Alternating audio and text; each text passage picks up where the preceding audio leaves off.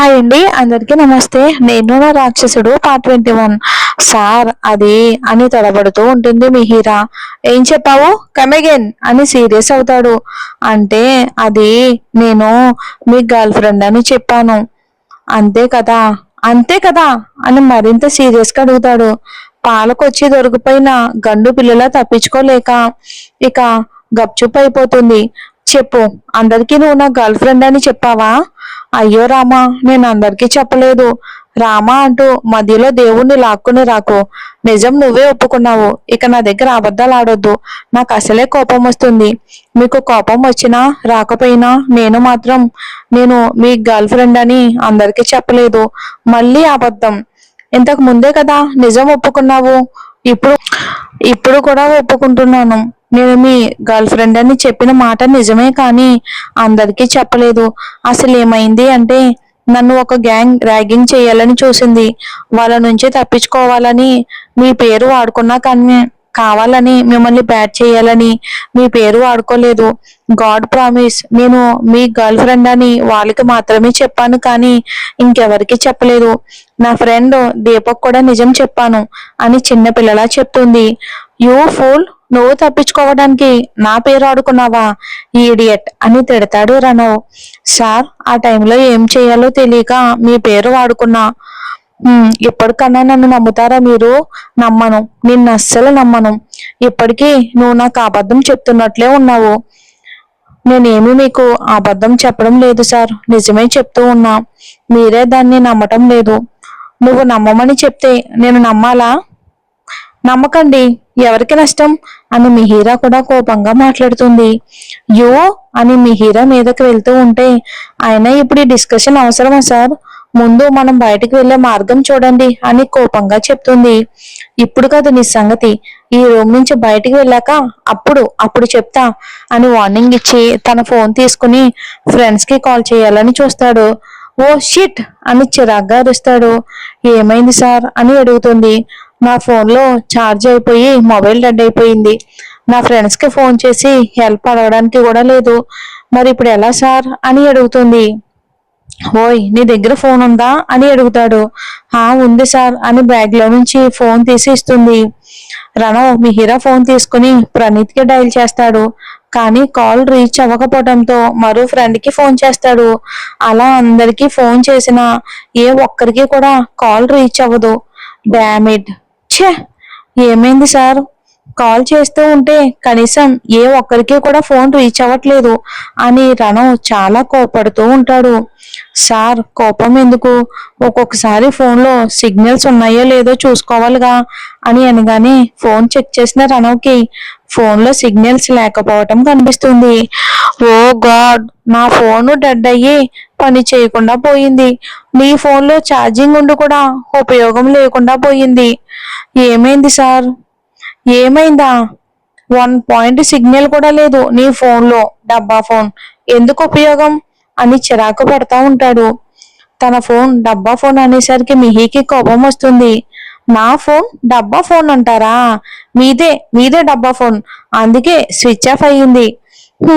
Hello, నాదేమీ డబ్బా phone కాదు, మీదే డబ్బా ఫోన్, అందుకే సిగ్నల్స్ కూడా లేవు. సిగ్నల్స్ లేకపోతే నాది డబ్బా ఫోన్ అవుతుందా? 50,000 పెట్టుకొని ఇచ్చాడు మా డాడీ. అంత కాస్ట్లీ ఫోన్ మీకు డబ్బా ఫోన్ అయ్యిందా?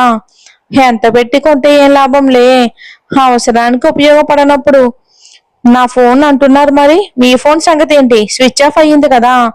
అవును, నాది స్విచ్ ఆఫ్ అయ్యింది, కానీ ఆన్లో ఉండుంటే నాకు ఈ తిప్పలు ఉండేవే కాదు అని రణవ్ మిహిరా బయటికి వెళ్ళడం గురించి మర్చిపోయి ఫోన్ల వల్ల ఇద్దరు కొట్టుకుంటూ ఉంటారు. నీతో వాదిస్తూ కూర్చొని ఉంటే ఈ రోజు మొత్తం ఇక్కడే ఉండేలా ఉన్నాను. దీనికి బదులు ఎక్కడైనా సిగ్నల్ వస్తాయేమో ట్రై చేయొచ్చుగా అని ఫోన్ పట్టుకుని సిగ్నల్ కోసం అటు ఇటు తిరుగుతూ ఉంటాడు రణవ్.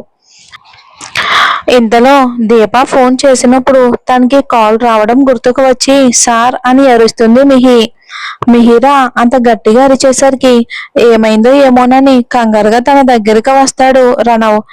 ఏ మిహిరా, ఏమైంది? ఎందుకని అరిచావు అని అడుగుతాడు. సార్, ఇంతకు ముందు నా ఫ్రెండ్ నాకు కాల్ చేసింది. ఇక దానికి అంతలా అరవాలా లూజు అని మిహిర తల మీద మళ్ళీ కొడతాడు. సార్ ఏంటి అస్తమాను నా తల మీద కొట్టొద్దు, నాకు చాలా కోపం వస్తుంది అంటుంది మిహి. తింగర పనులు చేసే నిన్ను కొట్టకుండా ముద్దు పెట్టుకోవాలా? ఏంటి నన్ను ముద్దు పెట్టుకుంటారా?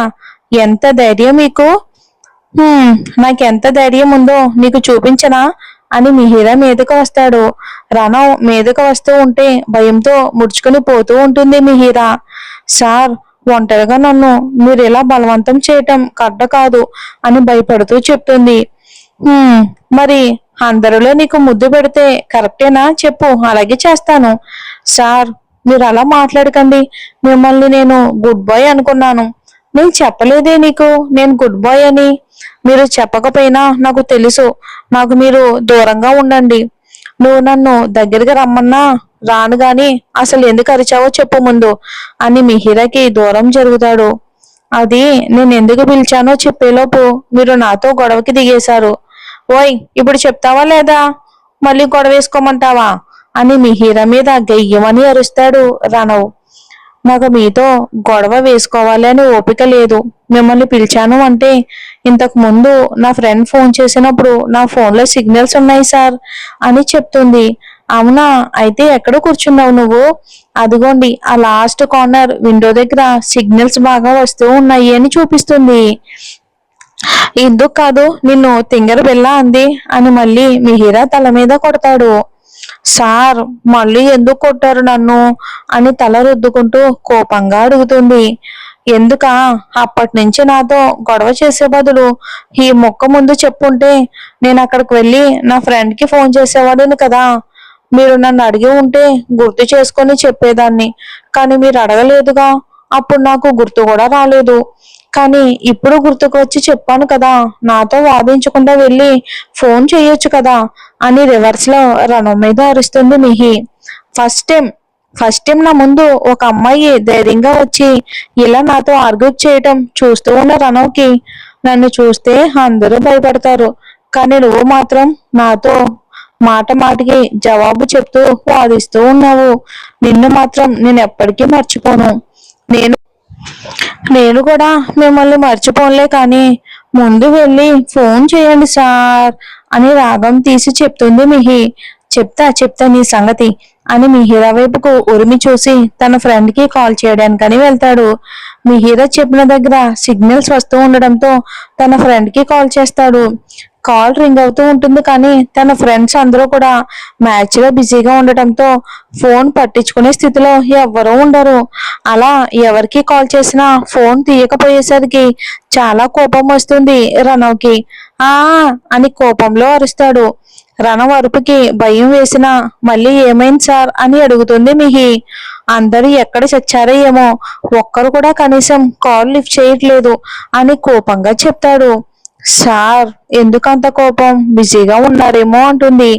బిజీగా ఏం ఉండరు, క్రికెట్ మ్యాచ్ కి వెళ్ళి ఉంటారు అని అనగానే వాళ్ళు మ్యాచ్ కి వెళ్తాము అన్న విషయం గుర్తుకు వచ్చి టైం చూస్తాడు. ఇంకో అరగంటలో మ్యాచ్ అయిపోతుంది అని సైలెంట్ గా బెంచ్ మీద కూర్చుంటాడు.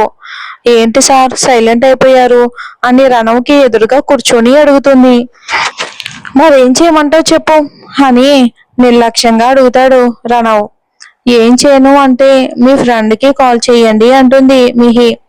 ఇప్పుడు కాల్ చేసినా నో యూస్, వాళ్ళు మ్యాచ్ లో బిజీగా ఉంటారు. ఇప్పుడు నువ్వు ఎన్నిసార్లు కాల్ చేసినా లిఫ్ట్ చేయరు అని చెప్తాడు రణవ్ మిహికి. మరి వీళ్ళిద్దరూ ఎలా బయటపడతారో ఏంటో వచ్చే ఎపిసోడ్ లో చూద్దాం.